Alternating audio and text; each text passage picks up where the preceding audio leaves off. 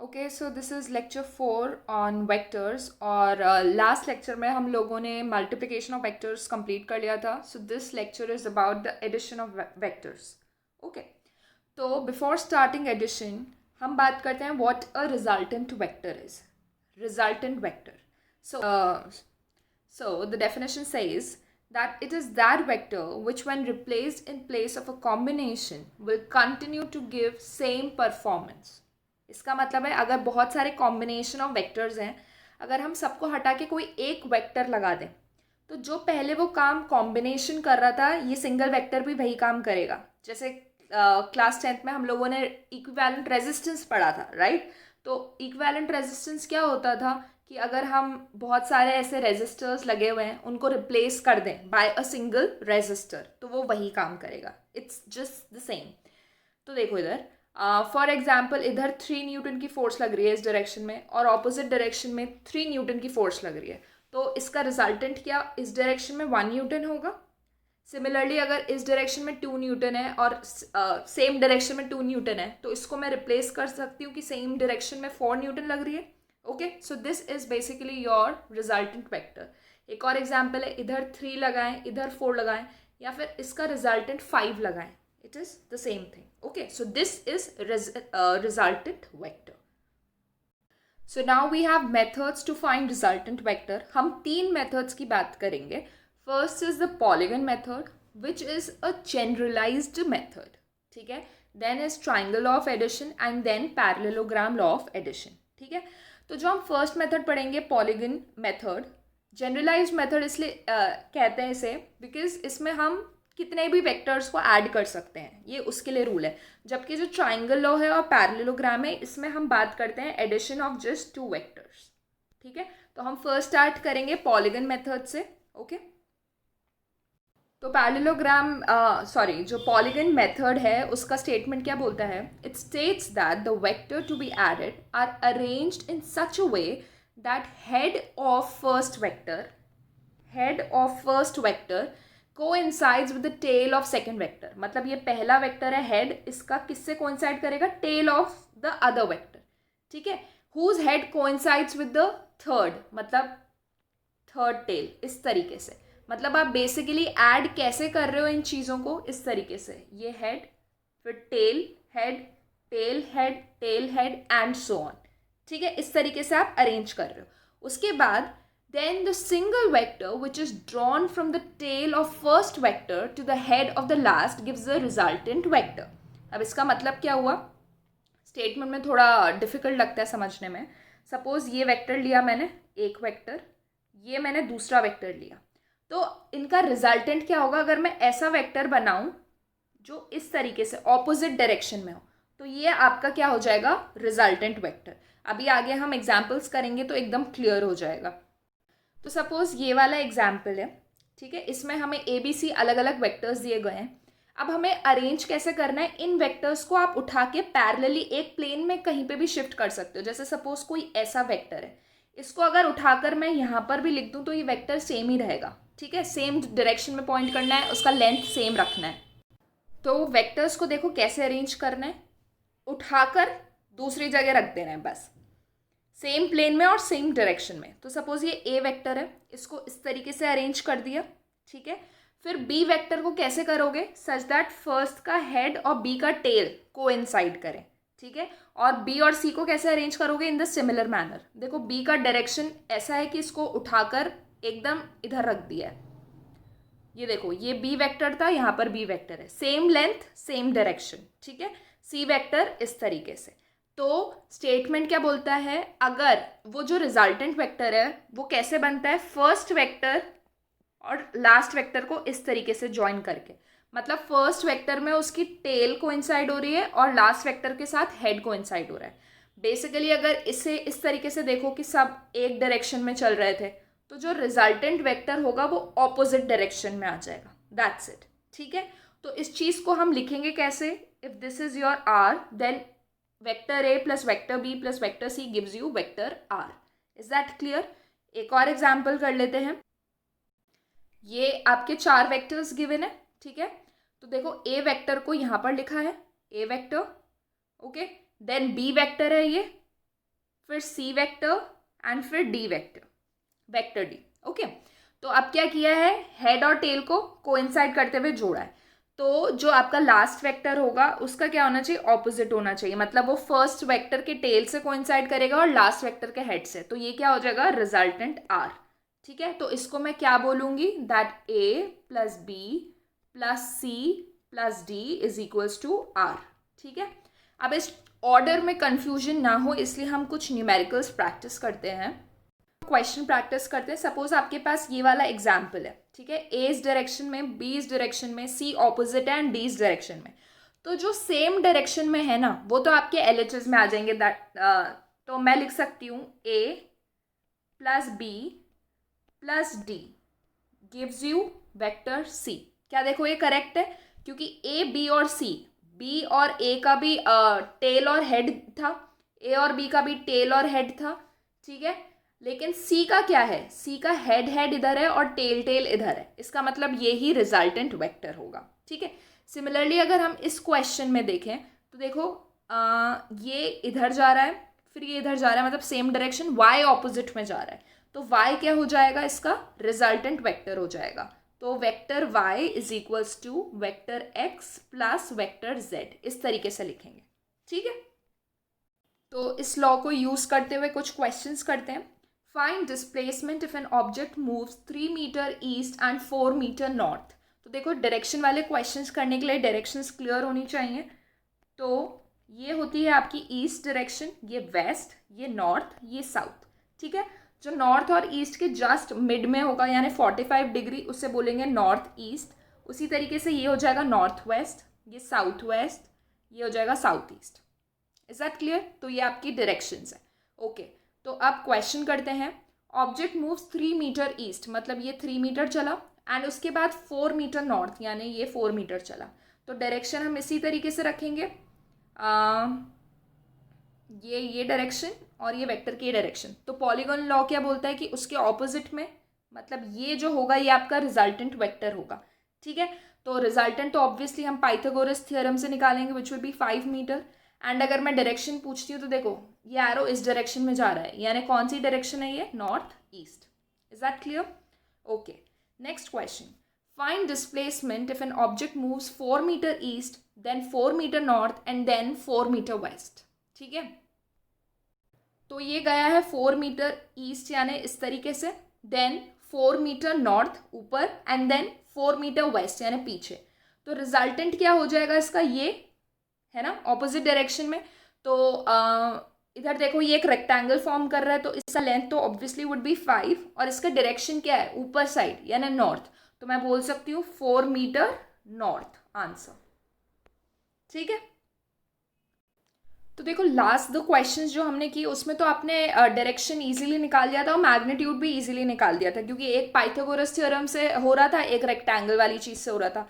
But what if I give you a question कि दो vectors इस तरीके से हैं, है ना, उनके बीच में कुछ ये 30 डिग्री एंगल बन रहा है, या फिर दो वेक्टर्स इस तरीके से हैं जिनके बीच में कुछ 110 डिग्री एंगल बन रहा है, तब कौन सा फॉर्मूला लगाओगे? ठीक है, इसलिए हमको ऐसा फॉर्मूला चाहिए जो हर एंगल के लिए हमें आंसर दे। ठीक है, तो हम इसके लिए ट्राइंगल लॉ पढ़ते हैं। ट्राइंगल लॉ सिर्फ दो वेक्टर्स के एडिशन के लिए होता है। ठीक है, पॉलीगन का एक शॉर्ट मतलब पॉलीगन का एक सैचुरेटेड पार्ट है ये। तो जैसे पॉलीगन के लिए हम बहुत सारे वेक्टर्स के लिए कर रहे थे, ट्राइंगल में दो, मतलब स्टेटमेंट एकदम सेम है। स्टेटमेंट क्या है इसका? It states that if two vectors acting on a particle at same time are represented in magnitude and direction by two sides of a triangle taken in one order, then resultant is represented in magnitude and direction by the third side of a triangle taken in opposite order. ठीक है, ये इतनी सारी blabbering का क्या मतलब है कि अगर हम दो वेक्टर्स को साइड ऑफ ट्राइंगल से रिप्रेजेंट करें सेम ऑर्डर में, मतलब ये दो साइड ऑफ ट्राइंगल है, तो जो थर्ड साइड है उस ट्राइंगल की टेकन इन ऑपोजिट ऑर्डर, वो आपको क्या देगी? रिजल्टेंट देगी। That's it. तो ये पॉलीगन लॉ भी तो यही था। ठीक है, तो उसी का पार्ट है ये। Now the main thing comes कि जब थीटा चेंज हो जाता है, जब थीटा हमारे लिए सॉल्वेबल नहीं है, तो हम क्या करेंगे? फॉर्मूला देखो उसके लिए। तो फॉर्मूला है, अगर ये एक वेक्टर p है और वेक्टर q है इस तरीके से, ठीक है, ये वेक्टर P है, वेक्टर Q है, और ये एंगल बना रहे हैं थीटा। तो जो इनका रिजल्टेंट होगा वो ऑब्वियसली इस डायरेक्शन में होगा, ठीक है। और रिजल्टेंट किससे दिया जाएगा, मतलब P प्लस क्यू जो R है वो क्या होगा, under root P square plus Q square plus 2PQ cos theta, ठीक है। P square plus Q square plus 2PQ cos theta. अब कुछ बच्चों के दिमाग में क्वेश्चन आता है कि हमने थीटा ये वाला क्यों लिया, ये वाला क्यों नहीं लिया। तो याद रखो, जब हम इस तरीके से वेक्टर्स को ऐड कर रहे हैं इस तरीके से, तो बाहर वाला एंगल, और अगर हम वेक्टर्स को इस तरीके से ऐड करें कि टेल से टेल मिल रहा है, ठीक है, तो हम ये वाला थीटा लेते हैं। क्लियर है। अगर इस तरीके से है तो अब इसमें कंफ्यूजन नहीं होना चाहिए। अब हम इसके लिए एक प्रूफ करते हैं, इस फॉर्मूला को प्रूफ करने के लिए। तो देखो, ये आपका ट्राइंगल है, ये वाला OAB ध्यान से देखो, OA जो है वो आपका वेक्टर P है, जो AB है वो आपका वेक्टर Q है, और जो OB लाइन है वो आपका वेक्टर दे रहा है आपको रिजल्टेंट वेक्टर R, ठीक है। और इनके बीच में ये एंगल थीटा है। हमें प्रूव करने के लिए देखो क्या कर रहे हैं, हम इस ट्राइंगल को एक्सटेंड कर रहे हैं बाहर, और एक राइट एंगल ट्राइंगल बना रहे हैं इस तरीके से। ऑल राइट, अब सिर्फ इस राइट एंगल ट्राइंगल को बाहर देख लेते हैं। तो देखो, इस तरीके से है ये ट्राइंगल, ये साइड आपकी Q है, वेक्टर Q है ना, ये साइड है आपकी BC और ये है A। अब हम Q के टर्म्स में BC और AC लिख रहे हैं। तो देखो, हम नॉर्मल ट्रिग्नोमेट्री लगा रहे हैं। अगर हम लिख देते हैं कि कॉस थीटा कितना होता है, कॉस थीटा आपका होगा AC upon Q, AC upon Q, ठीक है। ओके, तो यहाँ से AC क्या आ गया आपका, Q कॉस थीटा, AC आ गया Q cos theta. And similarly अगर आप दूसरी साइड के लिए लिखते हो, मतलब अगर आप साइन थीटा लिखते हो, तो साइन थीटा आपका क्या आ जाता है यहाँ से, BC अपॉन वेक्टर Q। तो BC कितना आ जाएगा आपका, Q साइन थीटा, ठीक है। तो हमने क्या किया है, अभी हमने कुछ नहीं किया, हमने बस ये जो साइड्स हैं AC और BC को, उसको Q के टर्म्स में लिखा है, ठीक है। तो बेसिकली ट्राइंगल में जितनी भी चीज़ें थी अभी तक, हमने सबको PQR के फॉर्म में लिख लिया। ओके, अब सबसे पहले हम इसका मैग्नीट्यूड निकालेंगे जो कि होता है ये, उसके बाद हम इसका डायरेक्शन निकालेंगे। अब डायरेक्शन क्या होता है, हम डायरेक्शन बोलते हैं कि ये एंगल अल्फा, ये वेक्टर A से जो एंगल बनाता है उसको हम वेक्टर का रिजल्टेंट का एंगल बोलते हैं, ठीक है। तो first we'll concentrate on the magnitude. तो ध्यान से देखो, इन ट्राइंगल OBC, ठीक है, ट्राइंगल OBC यानी बड़ा वाला ट्राइंगल, क्या मैं लिख सकती हूँ that R square is equals to BC square plus OC square, ठीक है, this square plus this square. अब यहाँ पे मैं OC को ब्रेक कर सकती हूँ OA प्लस AC में, ठीक है। अब आपका OA क्या है, वो है आपका P, और AC क्या है, AC है आपका Q कॉस थीटा, ठीक है। तो बेसिकली हमारे पास आ गया R square is equals to BC square, BC square क्या था, Q साइन थीटा, तो Q साइन थीटा का square plus P plus Q cos theta का होल स्क्वायर, ठीक है। इसको जब ओपन करोगे तो ये आएगा आपके पास। Is that clear. तो ये हो गया R स्क्वायर। अब क्या किया हमने, साइन स्क्वायर और कॉस स्क्वायर को क्लब किया तो वो 1 हो जाएगा। आपके पास बचेगा Q square plus P square plus 2PQ cos theta, ठीक है। तो R क्या हो जाएगा, under root of this thing. Clear है। तो we are done with the magnitude. अब हम आते हैं एंगल पे। तो एंगल पे आते हैं फॉर अल्फा। tan अल्फा क्या हो गया आपका, BC अपॉन OC हो गया। तो इसको हम लिख सकते हैं BC upon OA plus AC। Now BC क्या है, Q sine theta, and OA है आपका P and AC is Q cos theta. तो ये आ गया tan अल्फा, ठीक है। अगर tan अल्फा आ गया तो एंगल अल्फा क्या हो जाएगा, tan inverse of this. Okay, याद रखना ये जो अल्फा हम ले रहे हैं, ये जो एंगल है वो कहाँ से है, द फर्स्ट वेक्टर, ठीक है। ओके, अब हम कुछ पर्टिकुलर केसेस करते हैं, कुछ पर्टिकुलर थीटास के लिए। सो देखो, फर्स्ट केस है जब हमारा थीटा 0 है तो क्या होगा। तो देखो, नॉर्मली अगर थीटा 0 होता है, मतलब वेक्टर्स इस तरीके से, तो नॉर्मल एडिशन करोगे 7 न्यूटन आएगा, ठीक है। अगर हम इसे ट्राइंगल लॉ से यूज़ करें तो क्या होता है इसका resultant, P square plus Q square plus 2PQ cos theta, यही होता है। Now cos 0 is what, 1। तो इधर देखो क्या हो जाएगा, 3 square plus 4 square plus 2, 3 into 4 cos 0, ये हो जाएगा 3 square plus 4 square plus 24 which is √49, answer is 7 Newton. ठीक है, तो सेम चीज़ आ रही है। इसलिए क्या मैं बोल सकती हूँ that when theta is 0 then magnitude of R is magnitude of P plus magnitude of Q. देखो यही किया ना, मैग्नीट्यूड ऑफ आर क्या था, magnitude of P plus magnitude of Q, यही आया। अगर इसको आप नॉर्मली भी देखोगे तो देखो आपके फॉर्मूला में P square plus Q square plus 2pq cos theta होता है। कॉस को जब 0 रखोगे तो 1 आ जाएगा। ये चीज़ क्या बन गई, क्या ये बन गई p प्लस क्यू का होल स्क्वायर। तो जब रूट लगेगा तो बाहर क्या निकलेगा, p प्लस क्यू। तो बेसिकली आपका जो r वेक्टर आएगा वो क्या हो जाएगा, p प्लस क्यू। ठीक है, तो ये फॉर्मूला से आता है बेसिकली। तो इसका फर्स्ट स्पेशल केस क्या हुआ, when theta is 0 you directly add the vectors, simple. Next है जब थीटा 180 डिग्री है, मतलब ऑपोजिट डायरेक्शन में, तो ये 3 न्यूटन है, 4 न्यूटन है, तो इसका रिजल्टेंट इस डायरेक्शन में 1 न्यूटन होगा। ठीक है, तो ये तो सिंपल कैलकुलेशन से था। अगर हम ट्राइंगल लॉ लगाएं तो क्या होगा, √3 square plus 4 square plus 2pq cos 180। Now cos 180 is -1, तो ये क्या हो जाएगा 3 square plus 4 square -21 which is 1 Newton. ठीक है, तो बेसिकली कहने का क्या मतलब है, जब आपके वेक्टर्स एंटी पैरेलल हों तो दोनों को सब्ट्रैक्ट कर देते हैं डायरेक्टली। ठीक है, वैसे भी अगर आप देखोगे तो क्या होता है, p square plus Q square plus 2pq cos theta. ठीक है, अब ये जो कॉस होता है 2pq कॉस थीटा वाला टर्म है, ये कॉस 180 तो -1 हो गया, तो मैं इधर क्या लिख सकती हूँ, मैं इधर लिख सकती हूँ √p square plus Q square minus 2pq cos theta. अब ये बताओ किस चीज़ की आइडेंटिटी है, क्या ये आइडेंटिटी है p माइनस क्यू के होल स्क्वायर की, तो क्या हो जाएगा वो p माइनस क्यू। ओके, तो हम लिख क्या सकते हैं, when theta is 180 degree your magnitude of r is magnitude of p minus magnitude of q। ठीक है, now the third case is when your theta is 90 degree, मतलब वेक्टर्स इस तरीके से 90 डिग्री बना रहे हैं, दिस इज योर 90 डिग्री। तो r क्या होगा इस केस में, आपको पता है पाइथागोरस थ्योरम लगाते हैं हम। ठीक है, 5 आंसर आता है। अगर हम ट्राइंगल लॉ लगाएंगे तो क्या आएगा, 3 square plus 4 square plus 2pq cos 90। ना cos 90 इज 0, तो बचा क्या आपके पास, 3 square plus 4 square gives you √25 which is 5। तो बेसिकली हम डायरेक्टली लिख सकते हैं when your theta is 90 degree, तो मैग्नीट्यूड ऑफ r क्या होगा, √p square plus Q square. ठीक है, तो अब हम डायरेक्ट फॉर्मूला लगाएंगे, क्या होगा, अगर सेम डायरेक्शन में होंगे तो डायरेक्टली ऐड करेंगे, अगर ऑपोजिट डायरेक्शन में होंगे तो सब्ट्रैक्ट करेंगे, एंड 90 डिग्री पे होंगे तो ये लगाएंगे। Is that clear. अब हम एक क्वेश्चन करते हैं, find resultant magnitude and direction of vectors if p is 2 units, q is 3 units and the theta is 60 degree, मतलब angle between them is 60 degree.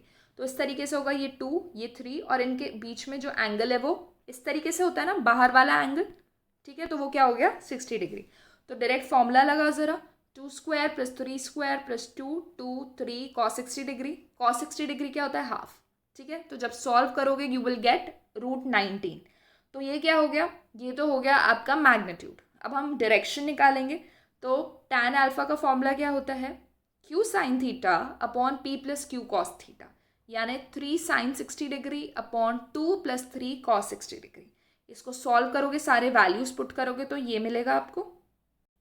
तो अल्फा कितना आ गया, tan इनवर्स 3√3/7। तो समझ आ गया क्वेश्चन कैसे करते हैं। नाउ जो नेक्स्ट लेक्चर होगा उसमें मैं कुछ डिफ़िकल्ट या थोड़े डिफरेंट तरीके के क्वेश्चंस प्रैक्टिस कराऊंगी। उसके लिए एक चीज़ है, एक स्टेटमेंट है जो बहुत इंपॉर्टेंट है, वो इस लेक्चर में हम कर रहे हैं। If r is resultant of vector p and vector q, then ये जो r है आपका, इसकी मिनिमम वैल्यू होती है mod p minus mod q, and जो मैक्सिमम वैल्यू होती है वो mod p plus mod q होती है। मतलब वेक्टर r की वैल्यू कहाँ से कहाँ तक वेरी करेगी, इस मिनिमम से इस मैक्सिमम तक। ठीक है, इसको हम प्रूव करते हैं कि जो मिनिमम है वो इनका सब्ट्रैक्शन और जो मैक्सिमम है वो इनका एडिशन क्यों होता है। तो देखो ये आपका मैग्नीट्यूड का फॉर्मूला होता है, √p square plus Q square plus 2pq cos theta. अब इसमें जो आपकी वैल्यू आएगी वो डिपेंड कर रही है कॉस थीटा पे। कॉस थीटा की मिनिमम वैल्यू -1 होती है और मैक्सिमम वैल्यू 1 होती है। ठीक है, कॉस थीटा की मिनिमम इज -1, मैक्सिमम इज 1। अगर आपने मैथ्स ऑप्ट किया तो ये आपको पता होगा, और बायो ऑप्ट किया है तो ये याद रखो, ठीक है। कॉस की, साइन की, दोनों की वैल्यूज -1 से 1 होती हैं। तो जब मुझे मिनिमम केस चाहिए, मिनिमम के लिए, तो कॉस थीटा क्या रख दूँ, माइनस रख दूँ, क्योंकि सब तो ऐड ही हो रहा है ना। तो छोटी वैल्यू कब मिलेगी, जब मैं सबसे छोटी चीज़ यहाँ पे रखूँ। तो कॉस थीटा -1 रख दो, तो क्या मिल गया, p² + q² -2pq। ये क्या हो गया, ये किसकी आइडेंटिटी है, p - q के होल स्क्वायर अंडर रूट। तो ये क्या हो गया, p - q। So this is minimum. और मैक्सिमम के लिए क्या करोगे, कॉस थीटा को +1 रख दोगे, तो आ जाएगा p² + q² + 2pq, है ना। ये किसकी आइडेंटिटी हो गई, p + q के होल स्क्वायर की। उसका अंडर रूट लिया तो आंसर में क्या आया, p + q। Done, okay.